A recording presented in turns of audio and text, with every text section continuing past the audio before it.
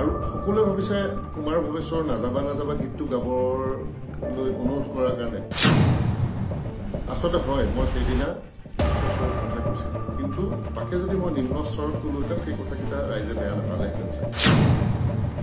আচলতে পৰিৱেশটো চাগে এনেকুৱা হৈ উঠিছিলে নিজকে নিজেই মই খঙাল কৰি পেলালোঁ ধন্যবাদ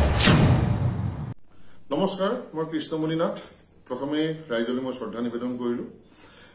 আচলতে মই যোৱা 28 এপ্ৰিল তাৰিখে হোৱা অবাঞ্ছিত ঘটনাটোৰ বিষয়ে দুআষাৰ ক'বলৈ আহিছোঁ আচলতে সেইদিনা যি অবাঞ্ছিত ঘটনা ঘটিল মোৰ সংগীতৰ ইমান দীঘলীয়া জীৱনটোত এদিনো ঘটা নাই মোৰ মনত নপৰে সৰুবৰ কিবা কথা থাকিব পাৰে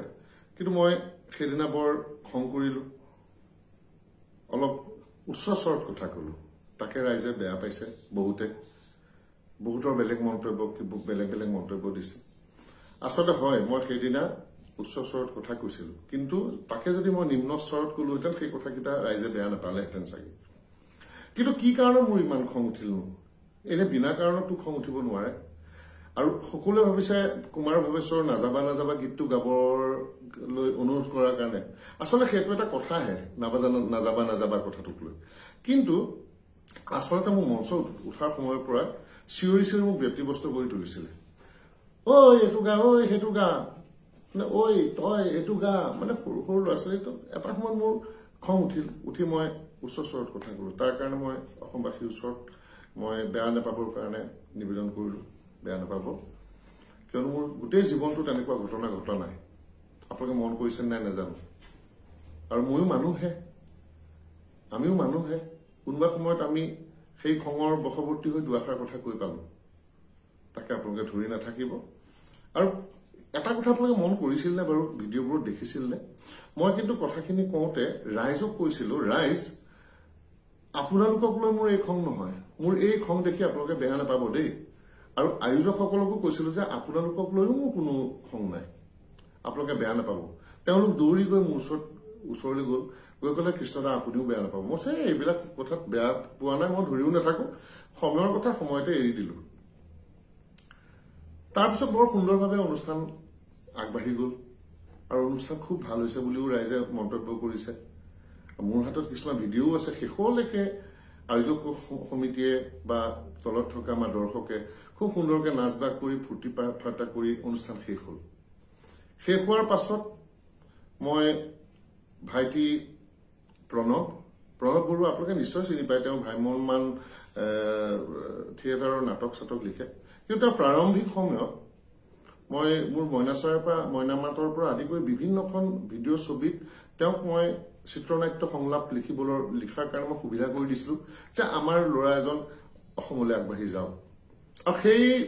ফিল্ডখনতো মই কেইবাবাৰো গৈছোঁ প্ৰণৱৰ লগত গৈ তাতে মই গীতৰ চৰ্চাও কৰিছোঁ মোৰ এটা সম্পৰ্ক আছে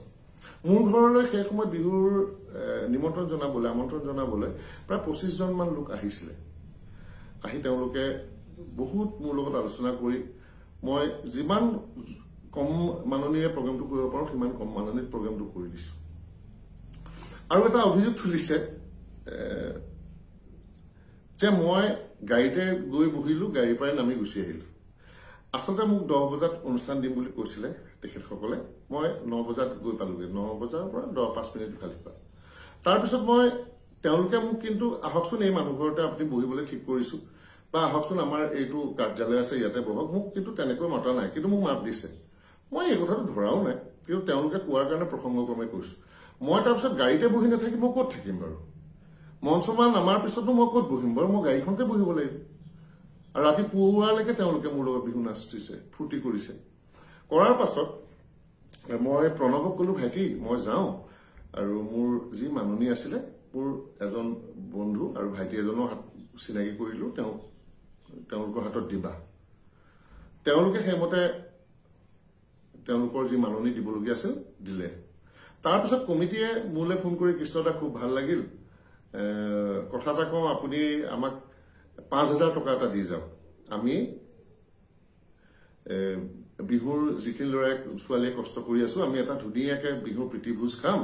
তাৰ কাৰণে আপুনি আমাক কিবা এটা দি যাওক মই তেতিয়া তেওঁলোকক কথা মন ৰাখি পেলাই মই ক'লো ঠিক আছে বাৰু 5,000 নিদো মই যেহেতু সীমিত পইচাত প্ৰগ্ৰামটো কৰিছো মই তোমালোকৰ কাৰণে মই টকা 2,000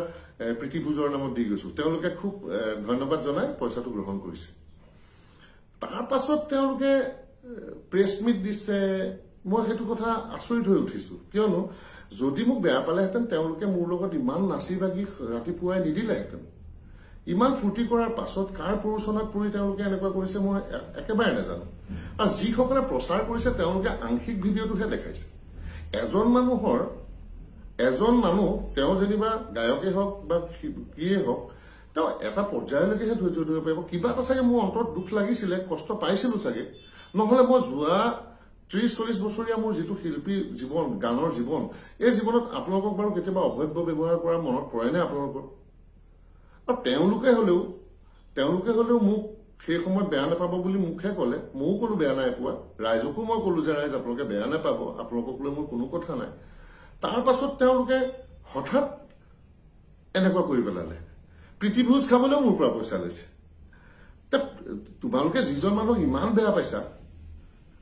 তোমালোকে ইমানেই বেয়া পাইছা তাৰপিছতো সেই মানুহজনৰ লগত ইমান ভাল ব্যৱহাৰ কৰি প্ৰীতিভোজৰ কাৰণেও হেৰি লৈছা তাৰপিছত এইটো কেনেকুৱা কথা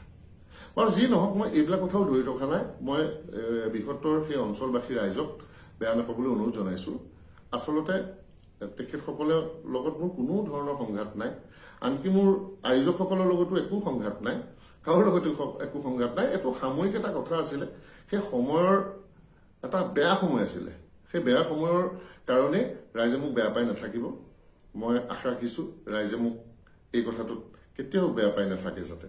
ধন্যবাদ আৰু কিবা থাকিলে গঠনমূলকভাৱে মোক ক'ব মই নিশ্চয় আপোনালোকৰ কথাবোৰ শ্ৰদ্ধাৰে শুনিম আৰু ৰাইজে ৰজা ৰাইজৰ বিৰুদ্ধে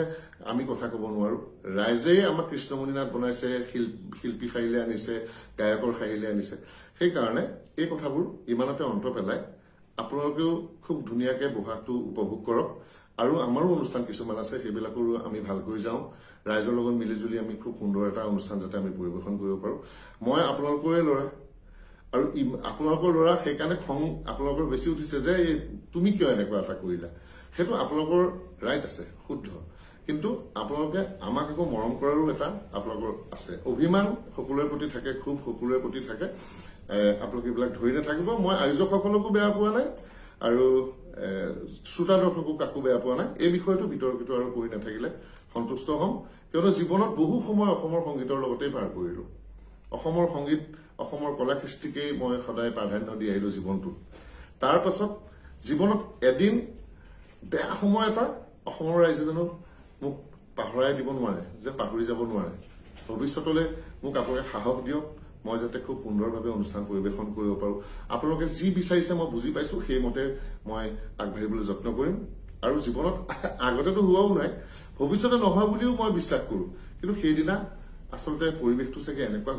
গঢ় লৈ উঠিছিলে মোৰ নিজকে নিজেই মই খঙাল কৰি পেলালো ধন্যবাদ বেয়া পাই নাথাকিব